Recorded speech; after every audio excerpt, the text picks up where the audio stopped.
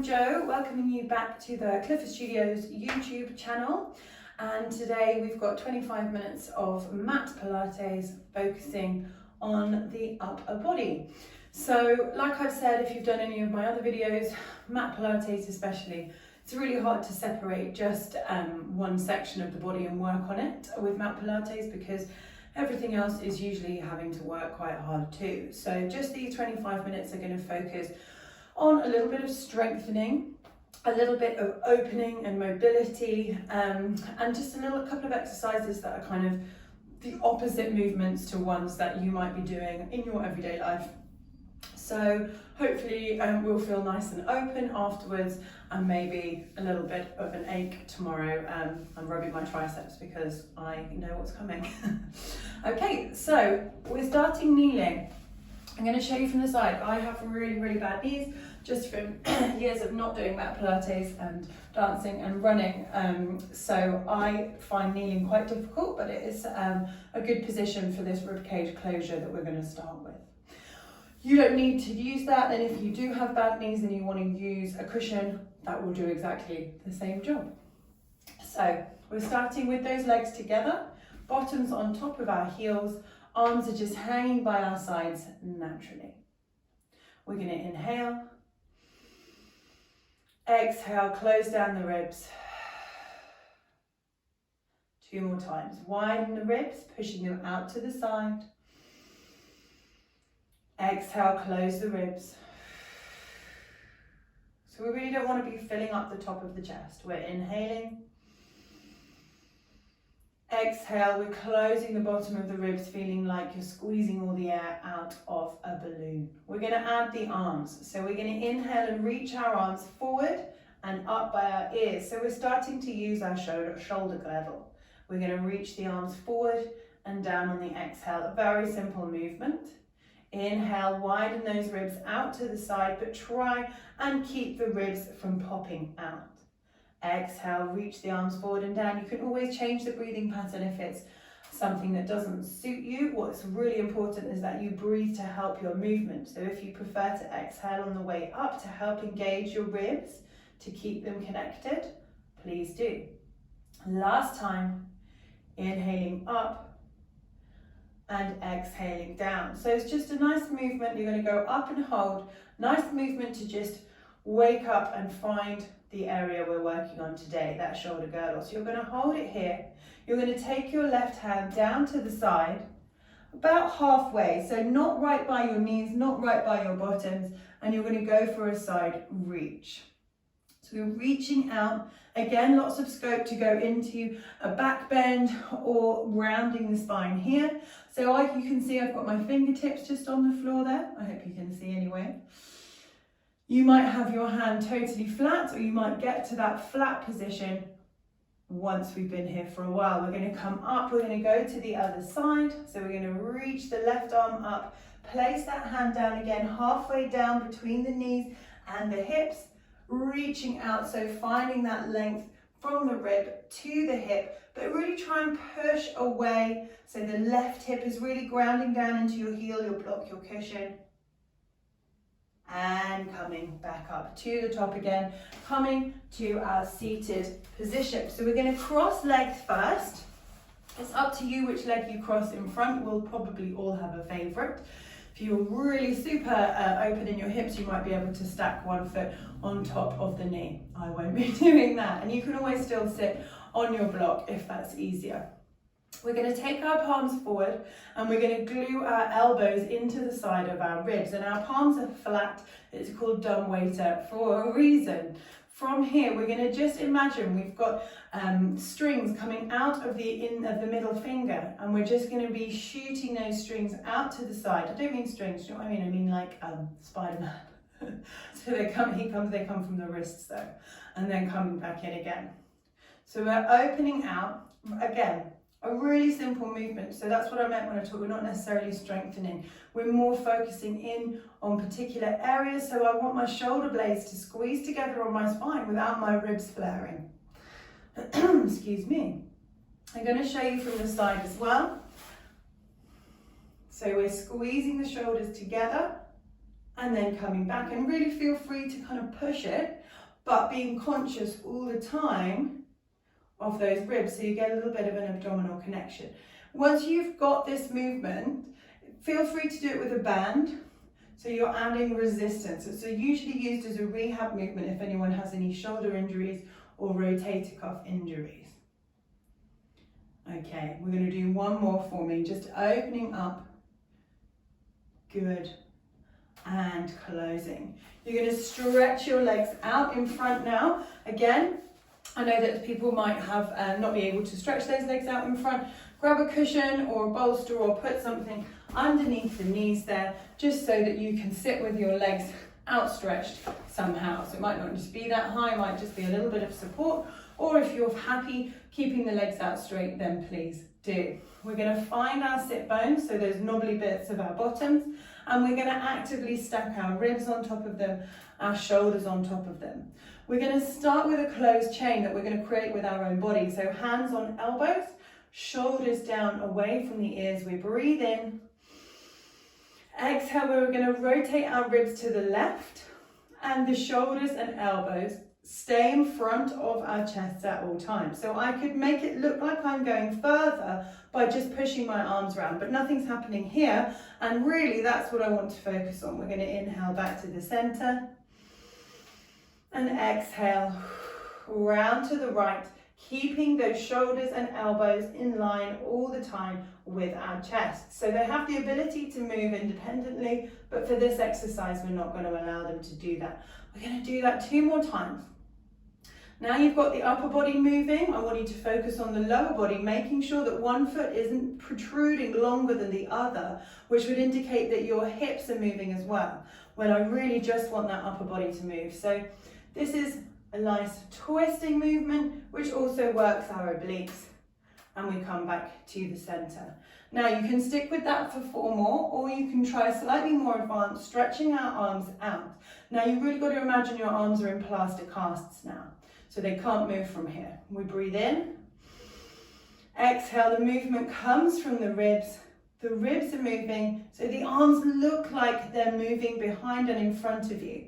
And again, you can try and push that movement. Sometimes if you do classical mat, we do a little pulse here, feel free to do that, and inhale back to the center. Rotating round, I'm going to brush the wall, so ignore that. And a little pulse maybe, and back to the center. Once more on each side. So we're growing tall, corkscrewing out. Maybe the arms are feeling a little bit like you've been holding them out for too long now. Inhaling back to the center. Exhaling, reaching round, and then coming back to the center. Close those arms and bring them down. Well done. Make sure you have enough room behind you. I'm going to scoot forward a little bit. I'm going to bend my knees up in front of me, hip distance apart. So kneecaps shining up to the ceiling. I always say that a yoga block should be able to balance on them. There we go. So just about. So we don't want any kind of movement there. We're going to hold behind the thighs initially to pull us up, finding the sit bones once again. We reach our arms forward, palms facing one another. Imagine your yoga blocks in your hand. You inhale. Exhale, tuck the pelvis underneath you, roll back. So again, we're engaging the abdominals, we're holding here. Now I'm going to draw my left arm in, like I'm pulling back that bow, to release the arrow. We rotate, so adding that waist twist we were just practicing, and then coming back to the center. So drawing now my left arm back, adding the rotation and pulling backwards, inhaling to come forwards. So my lower body remains still, those kneecaps. Could my yoga block still balance, or are my hips moving and therefore my knees are no longer in line with one another? 3 more. Drawing back, finding that nice openness through the ribs. So yes, it's an abdominal exercise, but we're working on keeping mobile in the center of our bodies.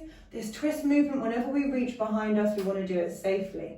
Drawing back, reaching forward, and coming back up again. Well done. We're going to swing our arms behind us. So our fingertips are pointing towards our hips. We can probably draw our feet in a little bit closer now.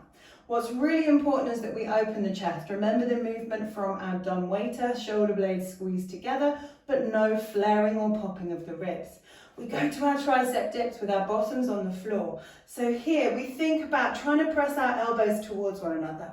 Obviously they will never get anywhere near each other, but that's the movement and that's what's going to stop you from rounding your shoulders in this position. So if you're aiming your elbows towards each other, you're going to keep the shoulder blades engaged, you're going to keep the chest open. We're going for 3 more and reaching up. And 2 more, working these triceps. Last one, but keeping the rest of the body in line and up. We're going to do 6 more. You can do 6 here with the bottoms on the floor, or you could go to your full reverse tabletop position. I pulled my feet in a little bit too close now. So I've got a straight line, shoulders, hips, knees. I'm going to try and keep that straight line. So yes, my bottom will dip, but it won't be dipping any further than my elbows and then lifting up again. So I'm bending my elbows, my abdominals are connected, and I'm coming up again. So I see so many people doing this as a tricep dip, and it doesn't work. Keep going. Well, it does work, but it doesn't really strengthen the triceps. We have 2 more. Oh, it's hard when you do it correctly. Last one. Coming up, swing those bottoms back, stretch the legs out, reach up and over.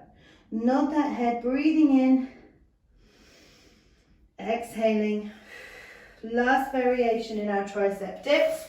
We're going to be opposite leg knee lifting. So again, you can do that just on the ground. So you can keep your bottoms down. As you bend, you lift one leg. Or if you're with us up here, up in your triangle reverse tabletop position, then come and find it. Here we go. So we're going for 6 and up. And 5, so reducing our base of support. And 4 more. We have 3 more, down and up. 2 more, keeping the hips high, down and up. Last one, down and up. Swing those hips through. This time, cross the legs. Bring your hands forward, roll over. If that's not an option, then feel free to swing your legs around another way. Rock back, take a brief child's pose just to take the weight out of the wrists and arms for a moment. Hopefully you felt that with the triceps. Okay, we're gonna take our waist twist into a different position now, which is 4-point kneeling. Wrists under shoulders, knees underneath hips, spreading those fingers, insides of the elbows facing one another. This is another exercise that looks quite simple, but takes a while to actually get it right and get the most out of it. It's quite a hard exercise, but I think lots of people see it as a relaxation exercise. Shoulders come away from the ears, the pelvis is tucked. We're going to release the left arm out to the side. So that's quite tricky if you're not letting anything go here. Then you're going to push into your right hand, open the left side of your ribs, just like we practiced in our waist twist. So that could also just look like a fling of the arms, but I want you to really lift up. Hopefully you're there holding. Then we can have the relaxation where we bend underneath, look to the right side, bending our right elbow, and we come back to the center. So the arm comes out to the side first, shoulder blade squeezes towards the spine on the left side. Inhale, push away from the floor and lift up. My arm isn't doing anything that my ribs are not directing it to do. Exhale, feet underneath, finding that twist. Last one for me, drawing that arm out to the side, lifting up, pushing away from the floor, and last time, down we come, and into that nice relaxation. So just 3, and we come back to the center. We're going to do the other side in a moment. Okay, from here, we're going to work on moving the upper body whilst our lower body stays still. We're going to start in 4-point kneeling, and feel free to stay in 4-point kneeling for all 12 arm reaches. Let's start with our right arm. So we reach the right arm forward and we bring it back down again. Then the left arm, reaching the left arm forward. And again, really important that yes, you're shifting your weight, because you're going from 4 points to 3 points, but it's not visible at all. So if I could only see the half of your lower half of your body, I'd think you're just holding a 4-point kneeling position. Right arm forward and coming back. Left arm forward and always placing back shoulder distance apart. You can do 6 more of those, that's absolutely fine. Or you can step your legs back to a high plank position and then drop the knees down here. So you can see it's different from 4-point kneeling. You can keep your toes tucked, you can keep them flat, it's up to you. So now we start to add a little bit more difficulty. We reach the right arm forward and we bring it back down again. Reaching that left arm. So now my glutes are really coming into it, my legs are coming into it that they weren't before. And 4, that's what I mean about not being able to isolate the upper body. And 3. Last 2, guys. Reaching. Again, keeping that transfer of weight imperceptible, up and back. All right, last 6 can be here, they can be back in 4-point kneeling, or you can come to your full plank. Let's go. So you might want to, let's separate those feet a little for a wider base of support, reaching forwards and back, and forwards and back, and 4. You can hear my voice. My abdominals are really working. I'm really working through my shoulder correctly. 2 more. So in your other classes, maybe you add a weight to this. Last 1, coming back down. But we've got to get the basics right before we do that. Stretch it out.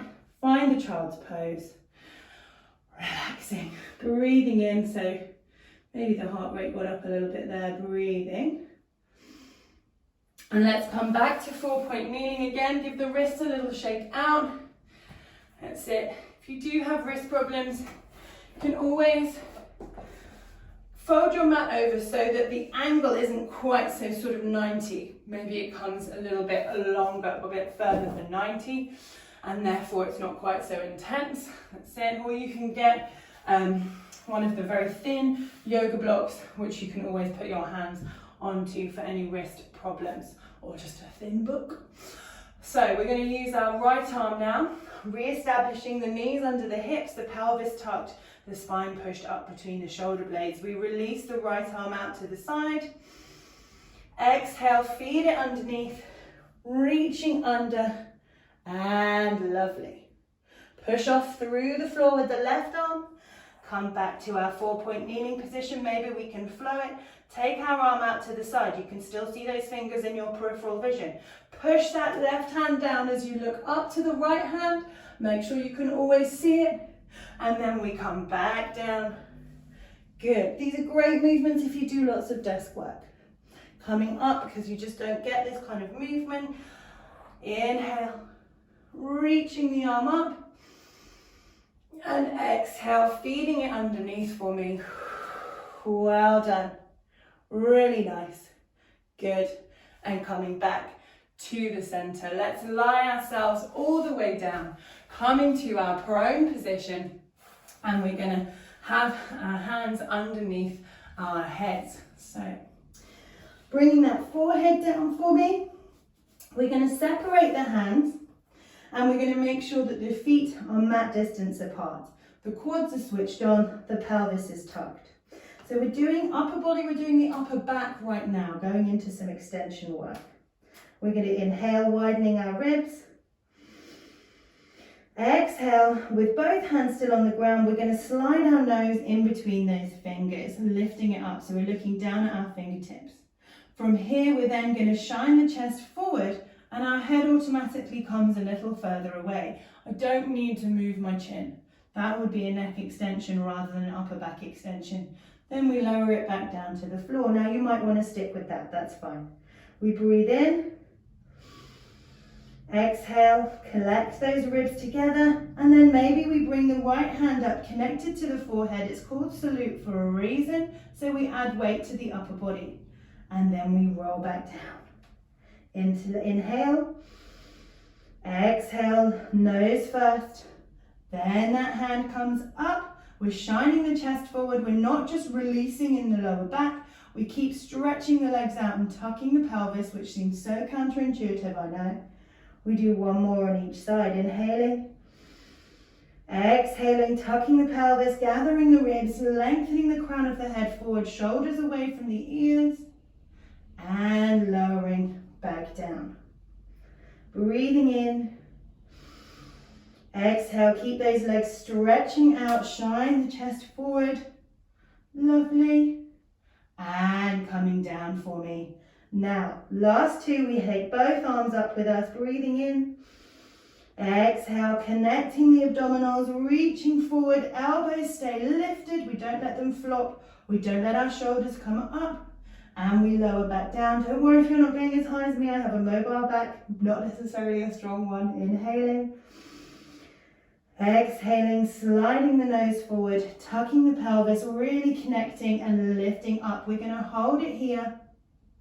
Breathing in, exhaling, shoulders drop away from the ears, and then we lower back down. Well done, guys. Last exercise for our upper body focus today. Bring those hands back underneath the shoulders, push up, sit those hips back.